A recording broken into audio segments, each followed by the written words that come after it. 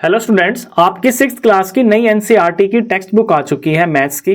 और ये जो टेक्स्ट बुक है ये पुरानी किताबों की तरह नहीं है। पहली किताबों में क्या होता था कि एक्सरसाइजेज होती थी और उनके अंदर सम्स होते थे, आप उन्हें सॉल्व करते थे। लेकिन इस बार जो किताब आई है न्यू एजुकेशन पॉलिसी के हिसाब से ये जो किताबें बनी है ये कुछ इस तरह से बनी है ताकि बच्चे जो टॉपिक्स हैं उनको बहुत डीपली समझ पाएं और मैथ्स को अपनी रियल लाइफ के अंदर उसका क्या यूज होता है, उसकी जो नॉलेज है ना उसको प्रॉपर वो गेन कर पाए। तो इसमें पहला जो चैप्टर है ये है पैटर्न्स इन मैथमेटिक्स, यानी मैथ्स के अंदर जो पैटर्न होते हैं उससे रिलेटेड ये चैप्टर है। हमारा पहला टॉपिक जो इसके अंदर 1.1 है, इसमें हमसे क्वेश्चन पूछ लिया है व्हाट इज मैथमेटिक्स, कि मैथमेटिक्स क्या होता है। अब इस किताब के अकॉर्डिंग जब हम इसे पढ़ेंगे ना तो थॉरोली इसकी रीडिंग करेंगे, क्योंकि ये सारा का सारा जो है ना थ्योरी बेस्ड बुक है। इसमें आपको एक एक वर्ड का एक एक सेंटेंस का मीनिंग पता होना चाहिए, तभी जाके आप एग्जाम के अंदर उससे रिलेटेड जो भी क्वेश्चन होगा, जो भी प्रॉब्लम होगी उसको सॉल्व कर पाओगे। अब व्हाट इज मैथमेटिक्स ये क्वेश्चन हमसे पूछ लिया। Mathematics is a large part the search for patterns and for the explanations as to why those patterns exist. Book के अकॉर्डिंग जो मैथमेटिक्स की यहाँ पे डेफिनेशन दी गई है ये है कि मैथमेटिक्स लार्ज पार्ट पे यानी मोटे तौर पे पैटर्न की सर्च होती है and for explanation as to why those patterns exist, और ये एक्सप्लेनेशन देता है मैथ्स कि वो पैटर्न क्यों एग्जिस्ट करते हैं। तो पैटर्न की सर्च और फिर उन सर्च का जो रीजन होता है उसकी एक्सप्लेनेशन को मैथमेटिक्स हम बोलते हैं।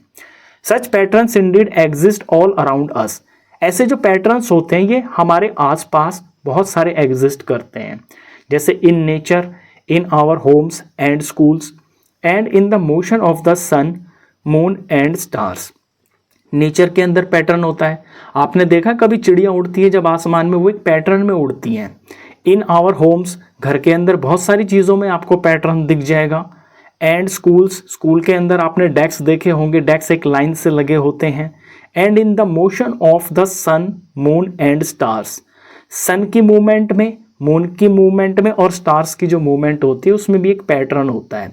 सन को आपने देखा है डेली सुबह जो है ना वो उगता है और शाम को फिर वो छिप जाता है, तो वो एक पैटर्न ही तो हो गया। Sun rises in the east and sun sets in the west, तो ये एक पैटर्न डेली आप देखते हो, सूरज को उगते हुए और उसको डूबते हुए।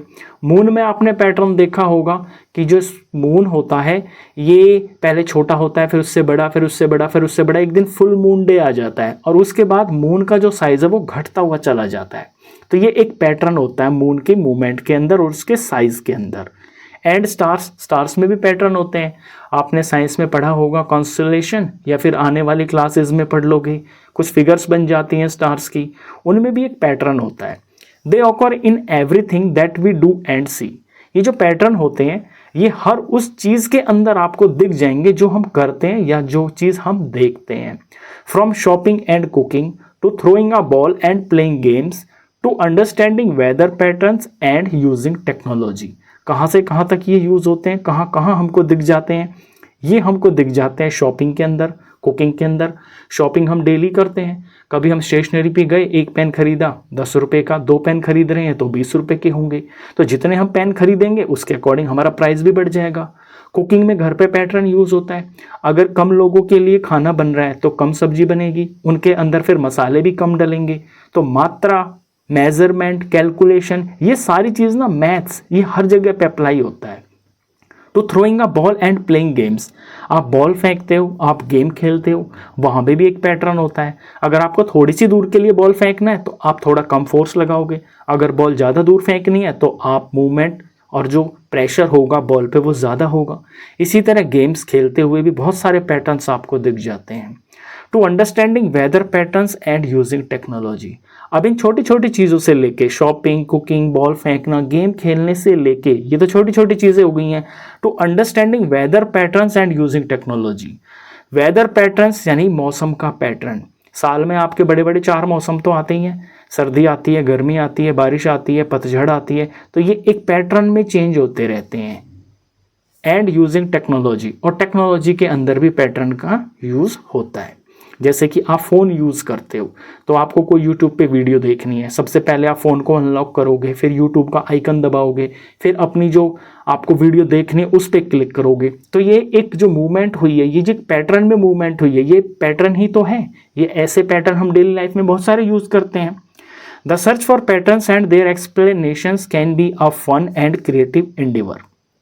अब इन पैटर्न्स को ढूंढना और इनके पीछे का जो रीज़न है उसकी एक्सप्लेनेशन जो है ये फन हो सकता है एंड क्रिएटिव एंडेवर हो सकता है। फन का मतलब है इसमें बड़ा मज़ा आ सकता है, इसकी जब हम तलाश करते हैं कि ये ऐसा क्यों हुआ तो इसमें हमको बड़ा इंटरेस्टिंग लगेगा। And creative Endeavour, creative Endeavour, Endeavour का मतलब होता है जैसे किसी चीज़ को उस पर बड़ा प्रयास करना, मेहनत करना, एक क्रिएटिव तरह की मेहनत इसके अंदर लगती है पैटर्न के एक्सप्लेनेशन के अंदर और उसको ढूंढने में। It is for this reason that mathematicians think of mathematics both as an art and as a science. इसी रीज़न से जो मैथमेटिशियंस हैं उन्होंने मैथमेटिक्स सब्जेक्ट को आर्ट भी बोला है और एक साइंस भी बोला है, कि जो मैथ्स होता है ना ये आर्ट भी है और एक ये विज्ञान भी है, साइंस भी है। This year, we hope that you will get a chance to see the creativity and artistry involved in discovering and understanding mathematical patterns. अब इस साल आपकी नई किताब आई है, नई तरीके से आपको पढ़ाया जाएगा, तो आपसे ये उम्मीद की जाती है कि आपको एक चांस मिलेगा क्रिएटिविटी और आर्टिस्ट्री को देखने का, समझने का, जो इन्वॉल्व है किसके अंदर, discovering and understanding mathematical patterns. ये जो मैथमेटिकल पैटर्न्स हम डेली लाइफ में देखते हैं, इनकी डिस्कवरी में, इनको समझने में आपको जो है एक बढ़िया चांस मिलेगा। It is important to keep in mind that the mathematics aims to not just find out what patterns exist but also the explanations for why they exist. अब ये बहुत इंपॉर्टेंट चीज़ है जो आपको ध्यान में रखनी है कि मैथमेटिक्स सिर्फ इस चीज़ के ऊपर एम नहीं करता है कि पैटर्न्स को ढूंढो, नहीं, वो उनके एक्सप्लेनेशन और वो एग्जिस्ट क्यों है, उनके पीछे का रीज़न क्या है, इसको समझने में भी हेल्प करता है। Such explanations can often then be used in applications well beyond the context in which they were discovered. इस तरह की जो एक्सप्लेनेशंस है ना, ये अक्सर यूज़ की जाती हैं एप्लीकेशंस में, well beyond the context in which they were discovered. वो किस कंटेक्स्ट में डिस्कवर की गई हैं उससे भी आगे चल के उनकी एक्सप्लेनेशन जो है उसके अंदर ये हेल्प करता है, which can then help to propel humanity forward. और इससे क्या हेल्प होगी, to propel humanity forward. Humanity का मतलब होता है इंसानियत। इंसानियत के लिए, देश दुनिया के लिए, समाज के लिए ये जो पैटर्न्स हैं, इनकी डिस्कवरी और इनकी जो एक्सप्लेनेशन है वो किस तरह से यूज़ होगी, उसको प्रोपेल करना, यानी कि आगे तक ले जाना, ह्यूमैनिटी को आगे तक ले जाना ताकि इंसानों की हेल्प हो सके।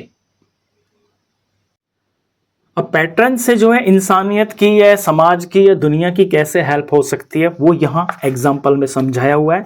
For example, the understanding of patterns in the motion of stars, planets and their satellites led humankind to develop the theory of gravitation, allowing us to launch our own satellites and send rockets to the moon and to Mars.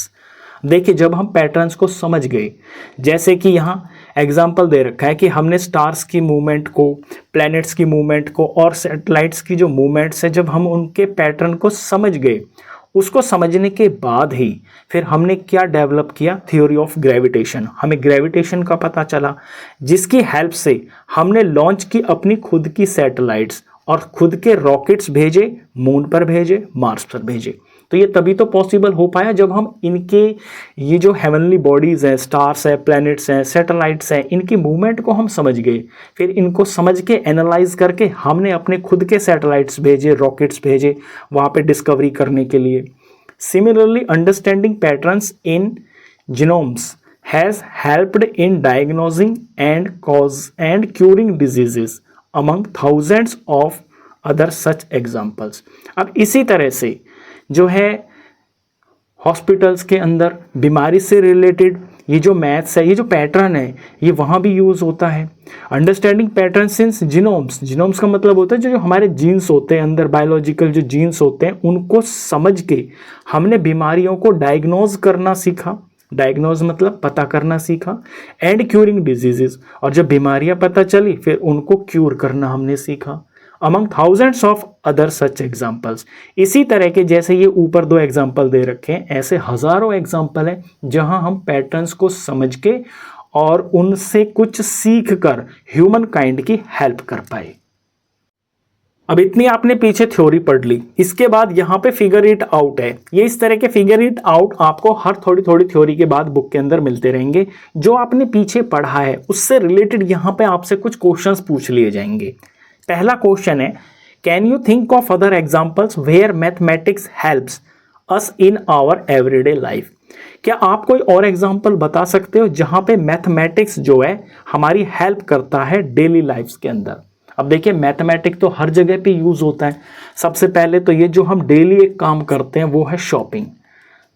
Shopping तो हम सभी करते हैं, हमारे parents भी करते हैं। अगर हम स्टेशनरी पे गए तो वहाँ से बुक खरीदते हैं, कॉपी खरीदते हैं, पेन खरीदते हैं। एक पेन खरीदा 10 रुपये का आया, 2 पेन खरीदेंगे 20 रुपये के आए। इस तरह से हम उंगलियों पे हिसाब लगा लेते हैं।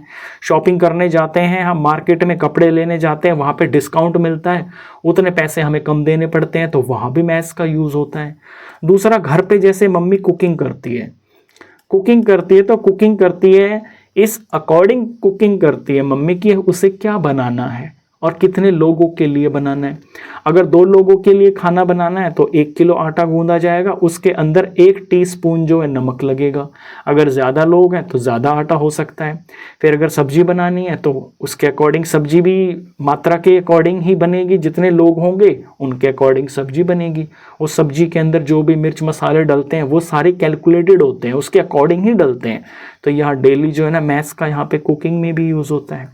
फिर हम इधर उधर कहीं घूमने भी जाते हैं या हम स्कूल भी जाते हैं या छोटी मोटी ट्रैवलिंग करते हैं तो ट्रैवलिंग के अंदर भी जो है मैथ्स का यूज़ होता है। लेट सपोज हमने कोई कैब की, कैब अगर हमें जाना है 10 किलोमीटर, अगर उसने लिए 200 रुपये, और अगर हमें 40 किलोमीटर जाना होगा तो उसके अकॉर्डिंग फिर पैसे चेंज हो जाएंगे। तो ट्रैवलिंग तो हम डेली लाइफ में करते ही हैं, तो वहाँ भी मैथ्स का यूज़ होता है। तो जहाँ जहाँ पे भी कैलकुलेशन करनी होती है वहाँ वहाँ डेली लाइफ में मैथ्स का यूज़ होता है। अब सेकंड जो है यहाँ पे, how has mathematics helped propel humanity forward. यहाँ प्रोपेल का मतलब होता है आगे ले जाना, एक तरह से समझ सकते हैं कि तरक्की करना। ह्यूमैनिटी यानी कि इंसानियत को आगे ले जाने में मैथमेटिक्स ने कैसे हेल्प किया है। अब यहाँ ब्रैकेट में इसने आंसर भी खुद ही दे दिया है। You might think of examples involving carrying out scientific experiments, कि साइंटिफिक एक्सपेरिमेंट्स जो किए जाते हैं उनमें मैथ्स का यूज़ होता है। Running our economy and democracy, अपनी इकोनॉमी को चलाने में और डेमोक्रेसी को चलाने में यानी सरकार को चलाने में भी जो है ना हमको मैथ्स की ज़रूरत पड़ती है। बिल्डिंग ब्रिजेस, जो ब्रिजेस बनते हैं, हाउसेस और अदर कॉम्प्लेक्स स्ट्रक्चर्स, ये जो बिल्डिंग वगैरह बनती हैं, सड़क बनती हैं, घर बनते हैं, इनमें भी तो मैथ्स का यूज़ होता है। अगर सड़क ही बननी है तो ये देखा जाएगा कि कितनी लंबी सड़क बनेगी, उस पर कितना मटेरियल लगेगा। घर बनना है, उसकी ड्राइंग बनती है, नक्शा बनता है, उसमें सारा मैथ्स का यूज़ होता है। लेंथ, ब्रेड्थ, हाइट सब कुछ उसके अंदर यूज़ होता है। Making TVs, mobile phones, computers, bicycles, trains, cars, planes, calendars, clocks etcetera. आप खुद ही इमेजिन कर लो, बिना कैलकुलेशन के क्या आप इनमें से कोई भी चीज़ मैन्युफैक्चर कर सकते हो। अगर ट्रेन बनानी है तो ट्रेन की लेंथ कितनी होनी चाहिए ये कैलकुलेट किया जाएगा। कार, प्लेन कितना बड़ा बनाना है उसके हिसाब से उसकी जो विंग्स है वो कितनी लंबी होनी चाहिए। ऐसे ही मोबाइल फ़ोन हो गया, कंप्यूटर हो गया, तो इन सब के अंदर ना हमें नंबर्स की ज़रूरत पड़ती है, हमें कैलकुलेशन की ज़रूरत पड़ती है, यानी कि हमें मैथ्स की ज़रूरत पड़ती है। और ये सारी की सारी चीज़ें जो है ना हमारे ह्यूमैनिटी या ह्यूमन काइंड को आगे ले जाने में हेल्प करती हैं। अब नेक्स्ट टॉपिक है 1.2 पैटर्न्स इन नंबर्स। अब नंबर्स के अंदर भी कुछ पैटर्न होता है। ऊपर तो आपने पढ़ लिया मैथमेटिकल पैटर्न्स किस किस तरह के हो सकते हैं, यहाँ नंबर से रिलेटेड अब आपको पैटर्न समझने हैं। Among the most basic patterns that occur in mathematics are patterns of numbers, particularly patterns of whole numbers. Maths के अंदर जो है ना नंबरों के बीच में पैटर्न होता है, और सबसे जो हम डेली देखते हैं वो होता है होल नंबर्स के बीच में। होल नंबर 0 से स्टार्ट होते हैं, 0 1 2 3 4। अब यहाँ क्या पैटर्न लग रहा है, यहाँ पे सिंपल यही पैटर्न लग रहा है कि हर अगला नंबर अपने पिछले नंबर से एक एक्स्ट्रा है, तो ये एक पैटर्न ही तो हो गया।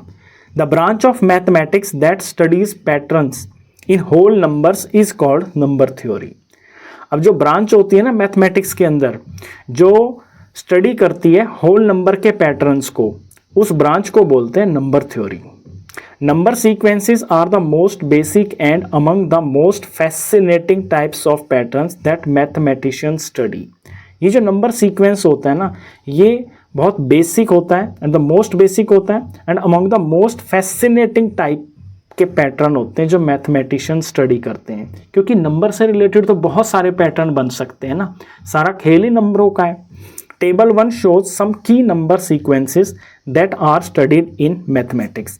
अब आगे पेज पे ना एक टेबल दिया हुआ है, उसके अंदर कुछ की नंबर सीक्वेंसेस हैं, मतलब कुछ मेन नंबर सीक्वेंसेस हैं जो हम पढ़ते हैं मैथमेटिक्स के अंदर।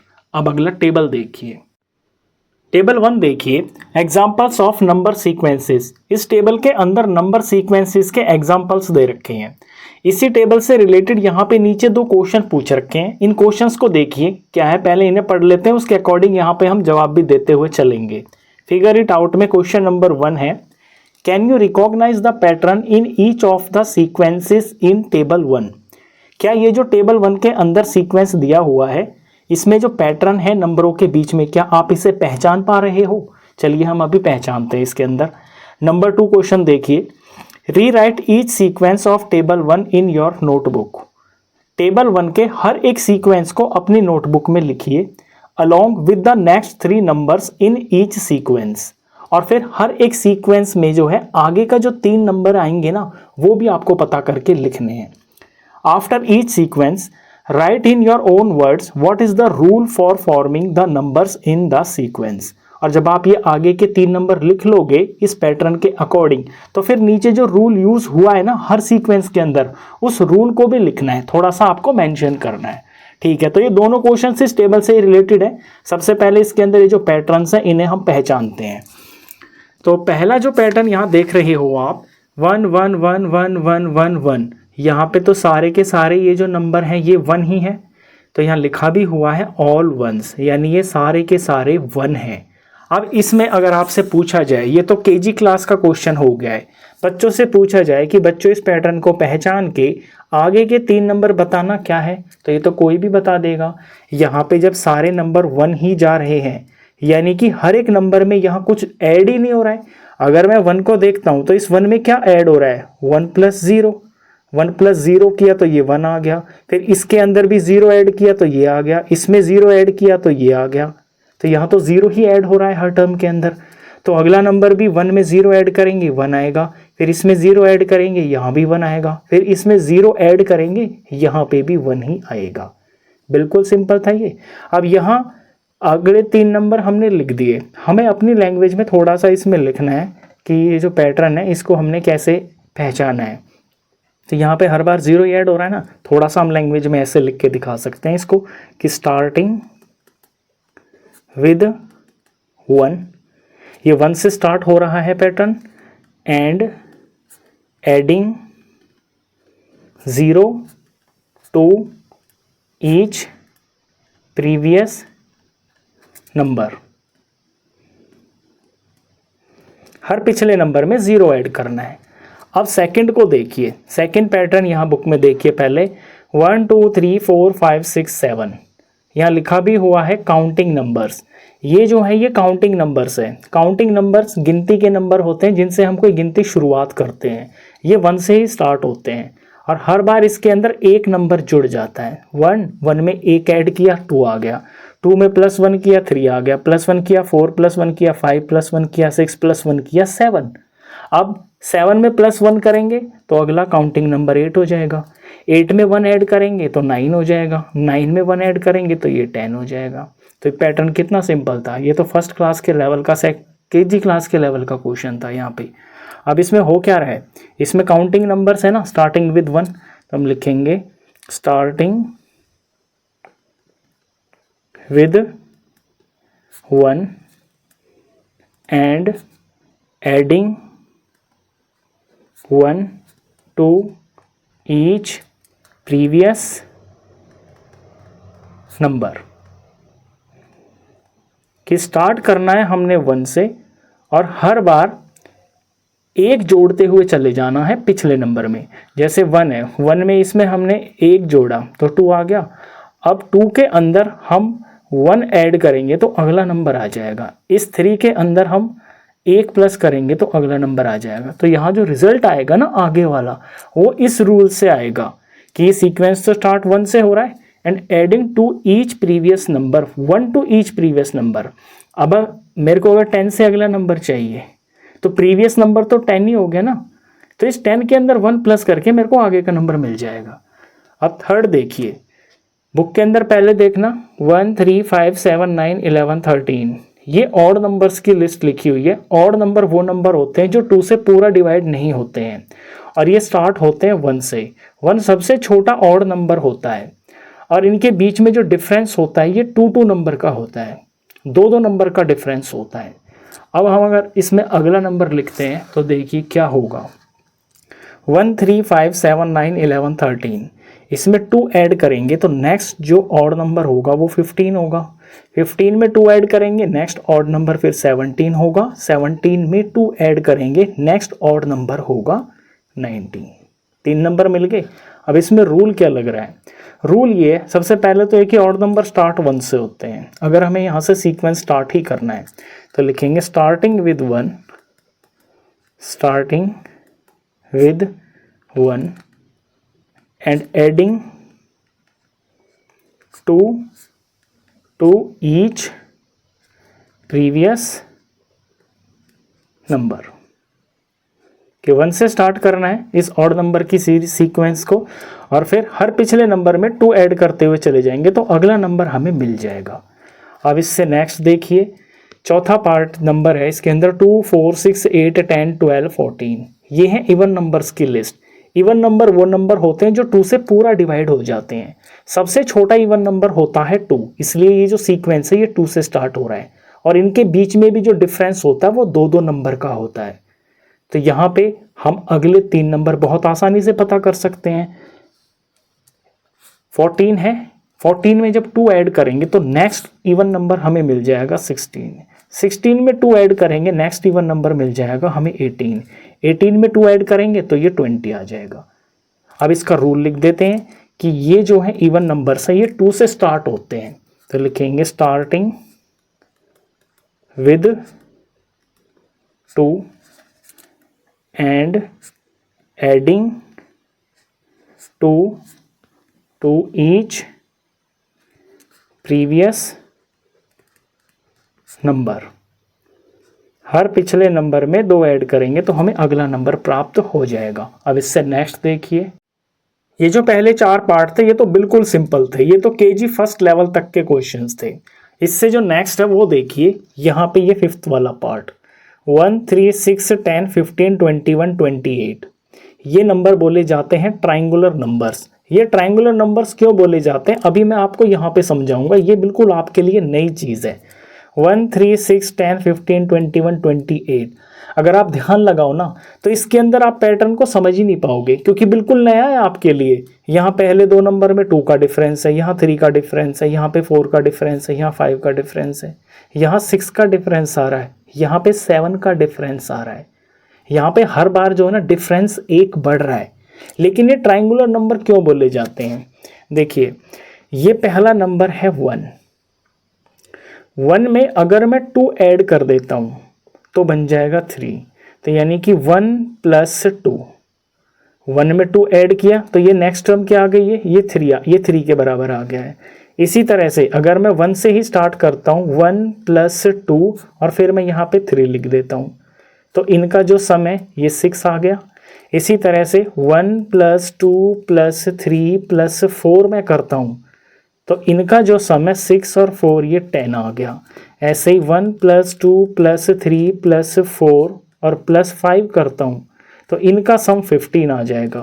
फिर अगर मैं 1 + 2 + 3 + 4 + 5 और इससे एक नंबर बढ़ा देता हूँ, यहाँ पे 6 कर देता हूँ, इनका सम 21 आ जाएगा। फिर 1 + 2 + 3 + 4 + 5 + 6 तक तो ये हो गया, एक बढ़ा देता हूँ 7, तो इनका जो सम है ये आ जाएगा 28। ये 7 टर्म लिखी हुई है, 1 2 3 4 5 6 7। इस पैटर्न को देखिए, यहाँ पे एक डायग्राम सा बनता हुआ दिख रहा है आपको।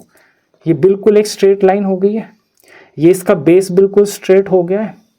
अब यह हर बार थोड़ा सा ये बढ़ रहा है आगे को, तो ये देखिए ट्राइंगल फॉर्म हो गया, बन गया ना ट्राइंगल। तो इसलिए इनको ट्राइंगुलर नंबर्स बोलते हैं। आगे चल के ना आप इनके डॉट्स भी देखोगे, वहाँ डॉट में भी एक ट्राइंगल तैयार हो जाता है। अब इस पैटर्न के अंदर हमसे पूछा है कि अगले जो 3 नंबर है वो बताइए। इसका आसान तरीका बताता हूँ आपको। आसान तरीका ये है कि जैसे हम पैटर्न को यहाँ लिखते हुए जा रहे हैं, इसी तरह से हम आगे भी लिखते हुए चले जाएंगे, हमें अगले 3 नंबर मिल जाएंगे। यहाँ 7 तक जब हमने ऐड किया है तो सम आया है 28। जब हम यहाँ 7 के बाद में अगली टर्म यहाँ पर 8 लिखेंगे, तो इतनी जो 7 टर्म्स हैं इनका सम तो 28 हो गया है।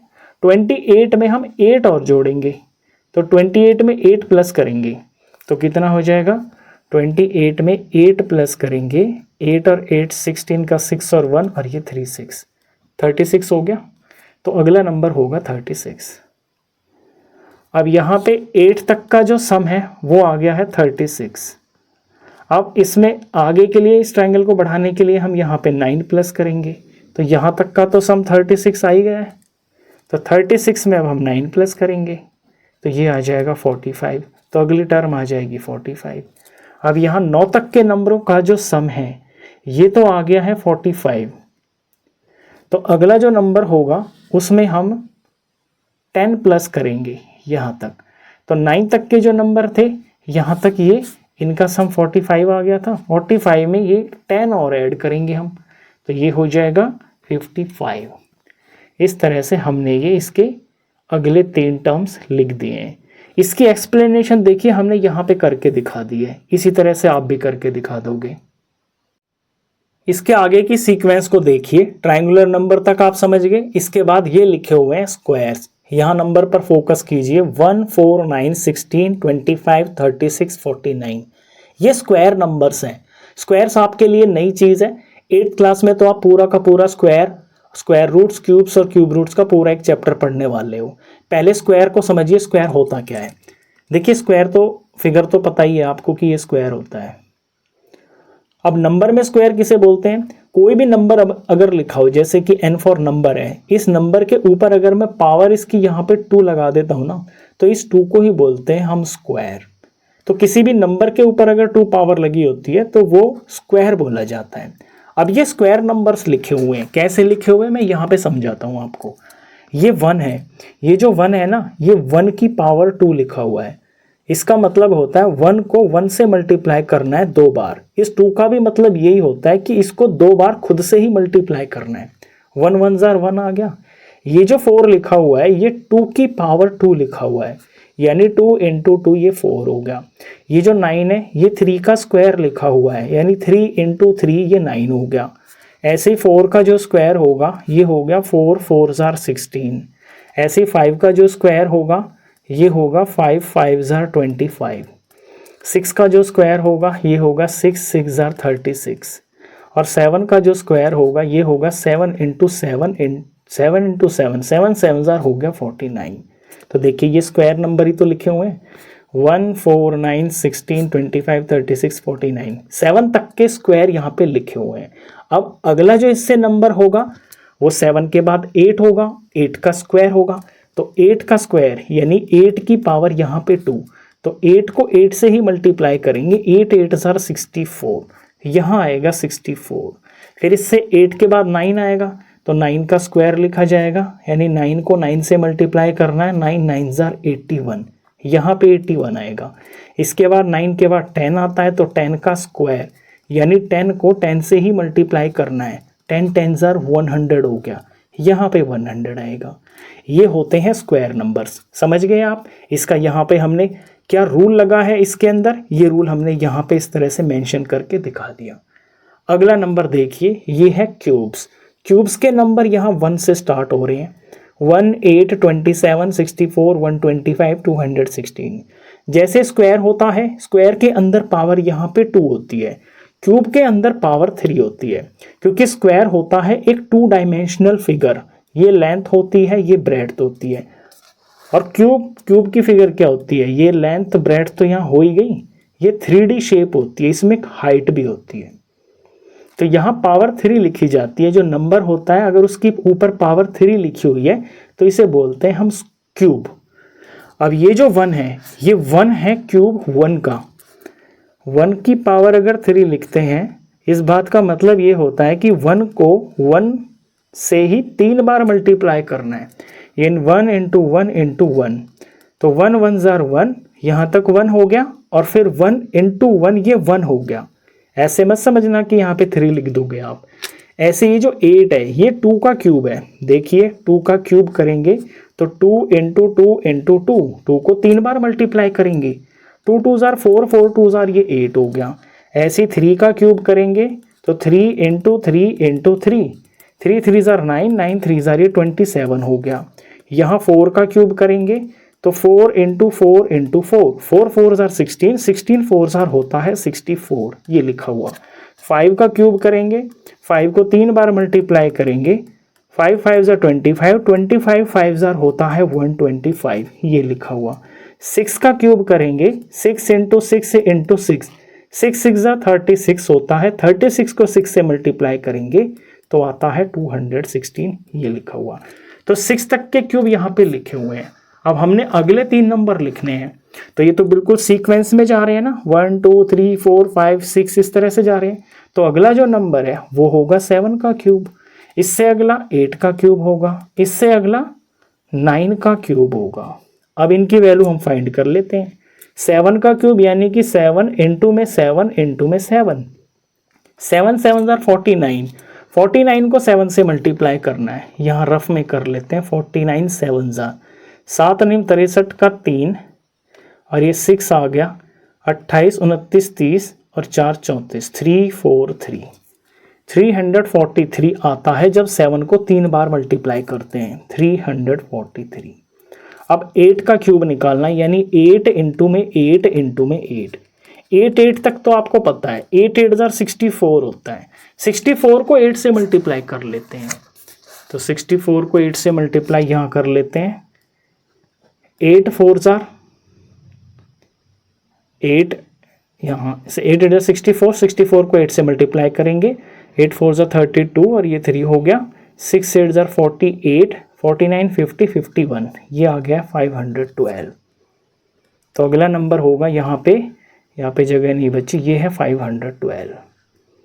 फिर इसके बाद है 9 का क्यूब, यानी 9 इंटू में 9 इंटू में 9, 9 9 जार 81, और 81 को 9 से मल्टीप्लाई करते हैं, 81 इंटू 9, 9 1 जार 9 हो गया, 8 9 जार 72 हो गया, 729, ये नेक्स्ट नंबर होगा। तीनों अगले नंबर फिल कर दिए। रूल क्या लगा है इसके अंदर वो हमने यहाँ पे एक्सप्लेनेशन दे दी है। नेक्स्ट जो सीक्वेंस लिखा हुआ है ये है विरहांका नंबर्स। नंबर्स पर गौर कीजिए, 1 2 3 5 8 13 21। यहाँ क्या आप कुछ इनके अंदर कोई रिलेशन देख पा रहे हो नंबर्स का? 1 में 2, 2 से 3 आ गया, 3 से 5, 5 से 8। एक नज़र में आपको कुछ भी नहीं समझ में आएगा, लेकिन जब ध्यान से देखते हैं तो थोड़ा सा गौर कीजिए इसके ऊपर कि ये 1 है और यहाँ पे 2 है और फिर 3 आ गया, तो थोड़ा सा दिमाग में क्लिक हुआ कि 1 और 2 का सम 3 होता है। फिर यहाँ 2 और 3 है, यहाँ पे 5 आ गया, तो 2 और 3 का सम 5 हो गया। ऐसे ही 3 और 5 8 होता है, आगे 8 लिखा हुआ है। 5 और 8 का सम 13 होता है, आगे 13 लिखा हुआ है। 13 और 8 का सम 21 होता है। समझ रहे हो इसके अंदर हो क्या रहा है? इसमें ये हो रहा है कि पिछले जो 2 नंबर्स है ना, उनका जब सम करते हैं तो अगला वाला नंबर आ जाता है। 1 और 2 का सम 3 आ गया, ये लिखा हुआ आगे। 2 और 3 का सम 5 होता है, ये लिखा हुआ आगे। 3 और 5 का सम 8 होता है, ये लिखा हुआ आगे। 5 और 8 का सम 13 होता है, ये लिखा हुआ। यहाँ 8 और 13 का सम जो है 21 होता है, ये रहा। 13 और 21 का सम जो होगा वो यहाँ ये अगला वाला नंबर होगा। ये हमारा क्वेश्चन है, तो जोड़ देते हैं इनको हम। 13 और 21 का एडिशन करते ये 4 आ गया, यहाँ ये 3 आ गया, सॉरी हाँ ठीक है 34 ही आएगा। ये आ गया है 34। अब इस 21 का और इस 34 का जो सम होगा वो इस नंबर, वो यहाँ पे वो नंबर आएगा। तो 21 और 34 को ऐड करते हैं अब। 21 और 34, ये 5 आ गया, यहाँ पे ये 5 आ गया, यहाँ पे 55 आएगा। अब 34 और 55 को ऐड करने पर हमें ये वाला नंबर मिल जाएगा। तो 34 और 55 को ऐड करते हैं, ये 9 आ गया और यहाँ पे ये 8 आ गया, तो 89 है ये 89 आ गया। अब यहाँ पे ये रूल लगा हुआ है, इस रूल को हम थोड़ा सा लैंग्वेज में लिख सकते हैं। लैंग्वेज में इसको ऐसे लिख सकते हैं कि जो विरांक नंबर्स होते हैं ये adding last two numbers, last two previous two numbers को ऐड करके हमें अगला नंबर मिल जाता है। तो इसे थोड़ा सा ऐसे लिख सकते हैं कि एडिंग प्रीवियस टू नंबर्स। ये बिल्कुल नया है आपके लिए विरांक का नंबर्स। इससे आगे देखिए, फिर है पावर्स ऑफ 2। अब ये पावर्स ऑफ 2 और पावर्स ऑफ 3 इसे बड़े ध्यान से समझना है आपको। ये पावर्स में लिखे हुए हैं, ये कुछ कुछ ऐसे स्क्वायर्स और क्यूब्स की जैसा ही समझ में आएगा आपको, इसी तरह का लगेगा दिखने में, ध्यान से देखना। पावर्स ऑफ 2, 2 की पावर, 2 की पावर का मतलब हो गया जैसे ये 2 लिखा हुआ है। अब 2 की कोई पावर, पावर वो होती है जो यहाँ पे लिखी जाती है। अब सबसे छोटी पावर होती है 0, ये 0 हो गया। फिर 2 की पावर 0 के बाद 1 होता है, फिर 2 की पावर 2 हो गया, फिर 2 की पावर 3 हो गया। ऐसे यहाँ पे पावर बढ़ती हुई जा रही है, 0 से स्टार्ट हो रही है, 0 1 2 3 इस तरह से आगे चल रहे हैं। अब 2 की पावर 0, किसी की भी पावर अगर 0 होती है ना, ये लॉ ऑफ एक्सपोनेंट होता है, ये आप 7th क्लास में पढ़ोगे। किसी की भी पावर अगर 0 होती है वो आंसर 1 होता है। चाहे यहाँ पे 2 लिख रहा हो, चाहे 5 लिख रहा हो, चाहे 6 लिख रहा हो, चाहे 10 लिख रहा हो, चाहे यहाँ पे कुछ भी लिख रहा हो, x y z कुछ भी, अगर उसकी पावर 0 है तो उसका आंसर 1 होता है। ऐसे 2 की पावर 1, 2 की पावर 1 का मतलब हो गया 2 एक ही बार लिखा हुआ है, तो देखिए ये 2 हो गया ना। तो 2 की पावर 0 1 है, 2 की पावर 1 2 होता है, और 2 की पावर 2 ये तो अभी अभी किया है आपने पीछे कि जिसकी पावर 2 होती है उसको स्क्वायर बोलते हैं। तो यानी यहाँ ये 2 लिखा हुआ है और इसकी पावर 2 है, यानी इसको 2 बार मल्टीप्लाई करना है, 2 2 जार 4 हो गया, तो ये 4 लिखा हुआ है। फिर 2 की पावर 3 है, यानी ये 2 का क्यूब है, तो 2 इंटू 2 इंटू 2, इसको 3 बार मल्टीप्लाई करना है, 2 2 जार 4, 4 2 जार ये 8 हो गया, ये लिखा हुआ। अब पावर्स यहाँ पे बढ़ रही हैं, आगे नंबर भी बढ़ रहे हैं, तो हम आगे और नंबर बढ़ा लेते हैं। 2 की पावर 4, यानी 2 को 4 बार मल्टीप्लाई करना है, 2 2 जार 4, 4 2 जार 8, 8 2 जार 16, ये लिखा हुआ 16। फिर 2 की पावर 5, तो यानी 2 को 5 बार मल्टीप्लाई करना है, 3 4 और ये 5 हो गया, 2 2 जार 4, 4 2 जार 8, 8 2 जार 16, 16 2 जार होता है 32, ये 32 लिखा हुआ है यहाँ पे। ऐसे 2 की पावर 6 करेंगे तो 2 into 2 into 2 into 2 into 2 into 2, 6 बार हो गया। 5 तक का आंसर तो हमें पीछे ही पता है, इसी आंसर को 2 से मल्टीप्लाई कर देंगे, 32 2 जार होता है 64, ये 64 लिखा हुआ। अब अगला जो नंबर होगा वो होगा 2 की पावर 7, यानी 2 into 2 into 2 into 2 into 2 into 2, 6 बार हो गया, इंटू में 2। अब 6 बार तक का आंसर हमको पीछे पता है 64, 64 को 2 से मल्टीप्लाई कर देंगे, ये आ जाएगा 128, यहाँ 128 लिखना होगा, ये इस ब्लैंक का आंसर हो गया है। आगे 2 और है तो इसी तरह से बढ़ेगा, ये भी इसी सीक्वेंस में।